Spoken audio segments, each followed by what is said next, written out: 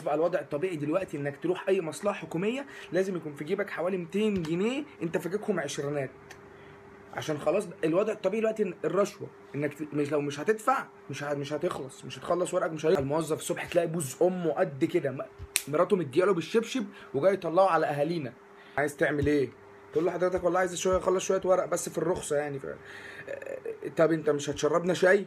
بكل قرف تحس ان هو بيتكلم في امر طبيعي. الطبيعي اصلا انت داخل عليا من غير شاي؟ انت عبيط؟ ده الطبيعي ان انت اصلا تخش بشايك. انت رايح تديش انا دين ام قهواجي ولا ايه؟ ما تفهمش امه ال 20 جنيه حر ونار في جتة اللي جابوه يمسك الرخصه. ايه ده انت بي ام؟ والله يا باشا معلش انا بحب اشرب نسكافيه. طريقه التعامل بتبقى على حسب نوع عربيتك، يعني انت راكب ايه؟ تقديرك على حجم عربيتك. انت راكب مثلا الفئات العاليه بي ام مرسيدس اي حاجه من الحاجات دي فحاجاتك تخلص كده هوا. انت بقى اللي زي معظم الشعب بقى راكب بلانسر راكب اي حاجه من الحاجات دي بياخد له مثلا حوالي بتاع 3 4 ساعات. قحط بقى عيني طب هو معاه كده فجاه اللي راكب شاهين راكب 128 ده تقريبا بيبات. يعني انا على ما اظن ان هو انا لقيت واحد مرمي تحت الشباك نايم مقيل كده ساعه. شباك المخالفات بقى تشوف العجب تحت شعار حسبي الله ونعم الوكيل. كل واحد بيدفع لازم يتحاسب. ما ينفعش تدفع من غير ما تدفع. فتح عربيتي لقيته بيقول لي 700 جنيه اقسم بالله ما اعرف دول بتوع ايه. فبطلع الفلوس وبدفع لقيت واحد بيقول لي ايه ده انت هتدفع كده عادي كده هتطلع وتدفع. يعني طب اعمل ايه حضرتك؟ ما هو دي مخالفات لازم تدفع، مع كده هتدفع.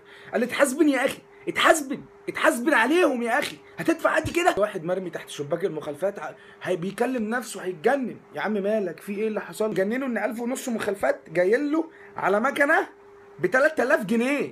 مكنه ب 3000 جنيه اصلا. الناس مش طايقه بعض، ما حدش طايق التاني. انت ما ينفعش تقف وتلمس حد غصب عنك. انت واقف كده، واقف عامل كده بالظبط كده اهو، واقف عامل كده. لو عملت كده راسك خبطت في حد ورا. لو بتقول يا رب كده هتموت 2 من وراك. في حد هيقع. انت واقف عامل كده بتعرف تعمل كده ولا كده؟ ما تتحركش يا دوبك تاخد نفسك وما تاخدش نفس كبير عشان بطنك ما توسعش. روح هناك اشبه بيوم الحشر. انتوا واقفين الناس عامله كده اقسم بالله كده عمالين تحكوا ببعض. ما ينفعش تقف من غير ما يبقى بستة لامسينك. الحركه هناك بقى بحساب. يعني انت واقف كده اهو نده على اسمك عشان تاخد الورق بتاعك تدفع مخالفات. فانت بتعمل كده اهو وتمد ايدك كده فوق من فوق اهو تاخد الورقه كده. بص ده فن لازم اخد بالك منه. ركز مفيش حاجه تتحرك. هتبتدي بقى ايه؟ خلاص خدت الورقه عايز تلف. يا جماعه في حد ورايا هلف فانت بقى بتلف على مراحل كده اهو انت لو لفيت مره واحده هتبوس اللي وراك في بوقك. 2 اتخانقوا مع بعض موتوا بعض ضرب عشان واحد فيهم واقف مربع ايده كده اهو. قال له انت واخد مساحه واحد ايدك وانت مربعها كده. في واحد ممكن يقف في الحته دي. حد هناك من الموظفين عايز يشتغل.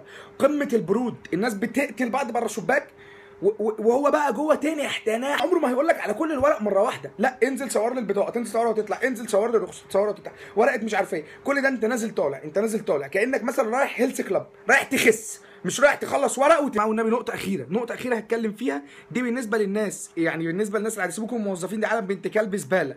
رايح المرور ابوس ايد امك تستحمى والنبي يا شيخ عشان انا شفت واحد مغمى عليه هناك. اغمى عليه